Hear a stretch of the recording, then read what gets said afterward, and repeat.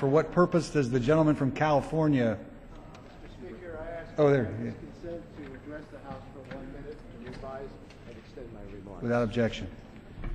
Mr. Speaker and my colleagues, today 22 members of the House have banded together to create a safe climate caucus to end the conspiracy of silence in this House of Representatives about the dangers of climate change and the Republican denial of its existence and their rejection of the science.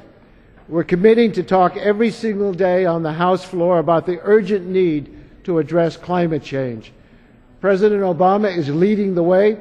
He says we must respond to climate change because to do otherwise would be to betray our children and future generations. We're ready to get to work. We understand the threat facing our children, and we know our nation has the know-how and the ingenuity to avoid the worst impacts of climate change. But to do so, we must act now.